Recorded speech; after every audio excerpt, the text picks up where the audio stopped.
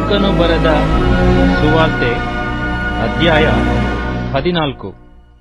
ಒಬ್ಬ ಪ್ರಮುಖನ ಮನೆಯಲ್ಲಿ ಯೇಸು ಊಟಕ್ಕೆ ಕೂತಿದ್ದಾಗ ಕರೆಸಿಕೊಂಡವರಿಗೂ ಕರೆದವನಿಗೂ ಆತನು ಸಾಮ್ಯರೂಪವಾಗಿ ಉಪದೇಶ ಮಾಡಿದ್ದು.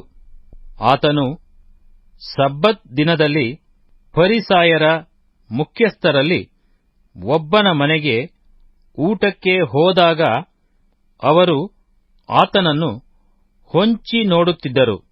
ಆಗ ಯೇಸು ತನ್ನೆದುರಿಗೆ ಜಲೋದರವುಳ್ಳ ಒಬ್ಬ ಮನುಷ್ಯನಿರುವುದನ್ನು ನೋಡಿ, ಸಬ್ಬತ್ ದಿನದಲ್ಲಿ ಸ್ವಸ್ಥ ಮಾಡುವುದು ಸರಿಯೋ ಸರಿಯಲ್ಲವೋ ಎಂದು ಧರ್ಮೋಪದೇಶಕರನ್ನೂ ಫರಿಸಾಯರನ್ನೂ ಕೇಳಿದನು.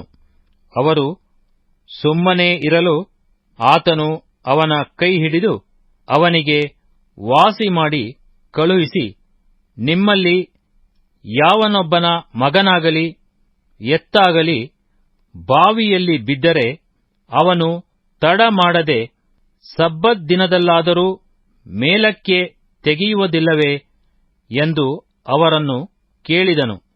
ಅವರು ಅದಕ್ಕೆ ಉತ್ತರ ಕೊಡಲಾರದೆ ಇದ್ದರು. ಊಟಕ್ಕೆ ಕರೆಸಿಕೊಂಡವರು ಪಂಕ್ತಿಯ ಮೊದಲನೆಯ ಸ್ಥಾನವನ್ನು ಆರಿಸಿಕೊಳ್ಳುವುದನ್ನು ನೋಡಿ ಯೇಸು ಒಂದು ಸಾಮ್ಯವನ್ನು ಹೇಳಿದನು. ಏನೆಂದರೆ, ಯಾವನಾದರೂ ನಿನ್ನನ್ನು ಮದುವೆ ಊಟಕ್ಕೆ ಕರೆದರೆ ಪಂಕ್ತಿಯೊಳಗೆ ಮೊದಲನೆಯ ಸ್ಥಾನದಲ್ಲಿ ಕೂತುಕೊಳ್ಳಬೇಡ. ಒಂದು ವೇಳೆ ನಿನಗಿಂತ ಮಾನವುಳ್ಳವನನ್ನು ಅವನು ಕರೆದಿರಬಹುದು ಮತ್ತು ನಿನ್ನನ್ನು ಅವನನ್ನು ಕರೆದವನು ಬಂದು ಇವನಿಗೆ ಸ್ಥಳ ಬಿಡು ಎಂದು ನಿನಗೆ ಹೇಳುವಾಗ ನೀನು ನಾಚಿಕೊಂಡು ಕಡೆಯ ಸ್ಥಾನದಲ್ಲಿ ಕೂತುಕೊಳ್ಳುವುದಕ್ಕೆ ಹೋಗುವಿ. ಆದರೆ ಯಾವನಾದರೂ ನಿನ್ನನ್ನು ಕರೆದಾಗ ನೀನು ಹೋಗಿ ಕಡೆಯ ಸ್ಥಾನದಲ್ಲಿ ಕೂತುಕೋ. ಹೀಗೆ ಮಾಡಿದರೆ ನಿನ್ನನ್ನು ಕರೆದವನು ಬಂದು ನಿನ್ನನ್ನು ನೋಡಿ, ಸ್ನೇಹಿತನೇ, ಇನ್ನೂ ಮೇಲಕ್ಕೆ ಬಾ ಅನ್ನುವನು. ಆಗ ನಿನ್ನ ಸಂಗಡ ಕೂತಿರುವವರೆಲ್ಲರ ಮುಂದೆ ನಿನಗೆ ಮಾನ ಬರುವುದು. ತನ್ನನ್ನು ಹೆಚ್ಚಿಸಿಕೊಳ್ಳುವ ಪ್ರತಿಯೊಬ್ಬನು ತಗ್ಗಿಸಲ್ಪಡುವನು, ತನ್ನನ್ನು ತಗ್ಗಿಸಿಕೊಳ್ಳುವವನು ಹೆಚ್ಚಿಸಲ್ಪಡುವನು ಅಂದನು. ಆದರೆ ನೀನು ಔತಣ ಮಾಡಿಸುವಾಗ ಬಡವರು, ಊನವಾದವರು, ಕುಂಟರು, ಕುರುಡರು ಇಂಥವರನ್ನು ಕರೆ. ಅವರು ನಿನಗೆ ಮುಯ್ಯಿಗೆ ಮುಯ್ಯಿ ಮಾಡುವುದಕ್ಕೆ ಏನೂ ಇಲ್ಲದವರಾಗಿದ್ದರೂ ನೀತಿವಂತರು ಜೀವಿತರಾಗಿ ಎದ್ದು ಬರುವಲ್ಲಿ ನಿನಗೆ ಮುಯ್ಯಿಗೆ ಮುಯ್ಯಾಗುವುದರಿಂದ ನೀನು ಧನ್ಯನಾಗುವಿ ಅಂದನು.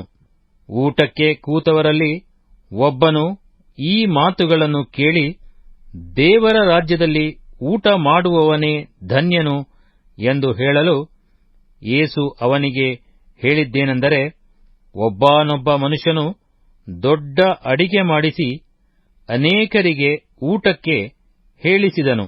ಆಮೇಲೆ ಊಟದ ಹೊತ್ತಿಗೆ ಅವನು ಊಟಕ್ಕೆ ಹೇಳಿಸಿಕೊಂಡವರ ಬಳಿಗೆ, ಈಗ ಸಿದ್ಧವಾಗಿದೆ, ಬರಬೇಕು ಎಂದು ಕರೆಯುವುದಕ್ಕೆ ತನ್ನ ಆಳನ್ನು ಕಳುಹಿಸಿದನು.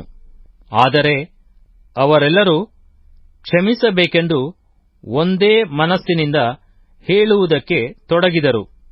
ಮೊದಲನೆಯವನು ಆ ಆಳನ್ನು ನೋಡಿ, ಹೊಲವನ್ನು ಕ್ರಯಕ್ಕೆ ತಕ್ಕೊಂಡಿದ್ದೇನೆ, ಅದನ್ನು ಹೋಗಿ ನೋಡುವುದಕ್ಕೆ ನನಗೆ ಅಗತ್ಯವಿದೆ, ನನ್ನನ್ನು ಕ್ಷಮಿಸಬೇಕೆಂದು ಕೇಳಿಕೊಂಡೆನೆಂಬುದಾಗಿ ಹೇಳು ಅಂದನು.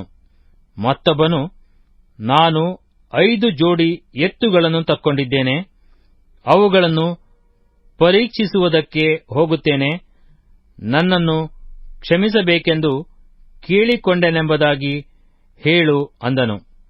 ಇನ್ನೊಬ್ಬನು, ನಾನು ಮದುವೆ ಮಾಡಿಕೊಂಡಿದ್ದೇನೆ, ಆದ್ದರಿಂದ ನಾನು ಬರುವುದಕ್ಕಾಗುವುದಿಲ್ಲ ಅಂದನು. ಆ ಆಳು ಬಂದು ತನ್ನ ಯಜಮಾನನಿಗೆ ಈ ಸಂಗತಿಗಳನ್ನು ತಿಳಿಸಲು ಮನೆ ಯಜಮಾನನು ಸಿಟ್ಟುಗೊಂಡು ಆಳಿಗೆ, ನೀನು ತಟ್ಟನೆ ಈ ಊರಿನ ಬೀದಿ ಬೀದಿಗೂ ಸಂದು ಸಂದಿಗೂ ಹೋಗಿ ಬಡವರು, ಊನವಾದವರು, ಕುರುಡರು, ಕುಂಟರು ಇಂಥವರನ್ನು ಇಲ್ಲಿಗೆ ಕರಕೊಂಡು ಬಾ ಎಂದು ಹೇಳಿದನು.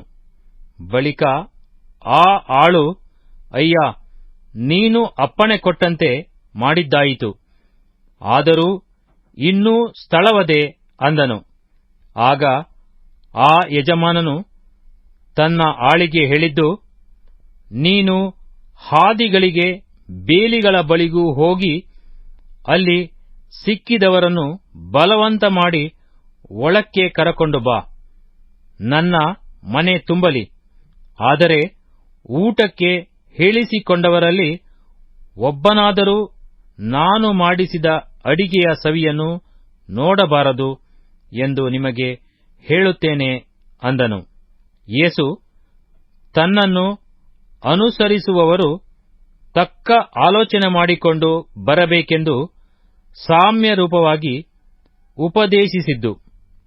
ಬಹು ಜನರು ಗುಂಪು ಗುಂಪಾಗಿ ಯೇಸುವಿನ ಸಂಗಡ ಹೋಗುತ್ತಾ ಇರಲು ಆತನು ತಿರುಗಿಕೊಂಡು ಅವರಿಗೆ ಹೇಳಿದ್ದೇನೆಂದರೆ, ಯಾವನಾದರೂ ನನ್ನ ಬಳಿಗೆ ಬಂದು ತನ್ನ ತಂದೆ ತಾಯಿ, ಹೆಂಡತಿ, ಮಕ್ಕಳು, ಅಣ್ಣ ತಮ್ಮಂದಿರು, ಅಕ್ಕ ತಂಗಿಯರು ಇವರನ್ನೂ ತನ್ನ ಪ್ರಾಣವನ್ನೂ ಸಹ ಹಗೆ ಮಾಡದಿದ್ದರೆ ಅವನು ನನ್ನ ಶಿಷ್ಯನಾಗಿರಲಾರನು.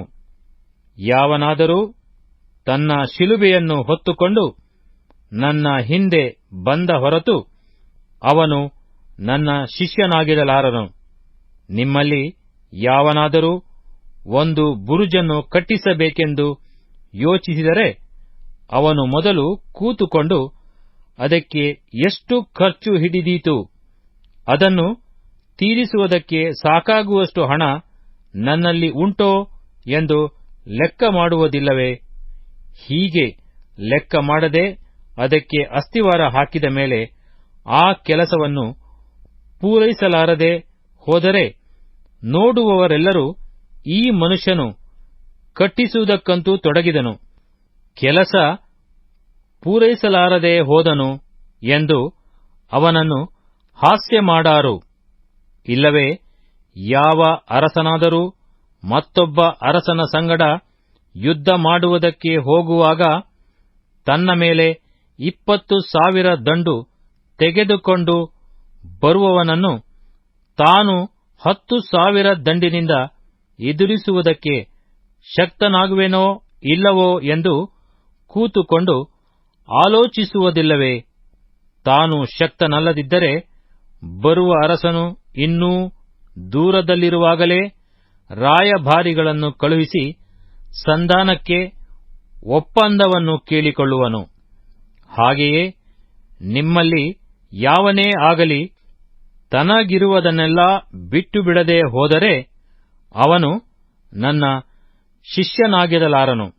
ಉಪ್ಪಂತೂ ಒಳ್ಳೆಯ ಪದಾರ್ಥವೇ, ಉಪ್ಪು ಸಹ ಸಪ್ಪಗಾದರೆ ಅದಕ್ಕೆ ಇನ್ನಾತರಿಂದ ರುಚಿ ಬಂದೀತು.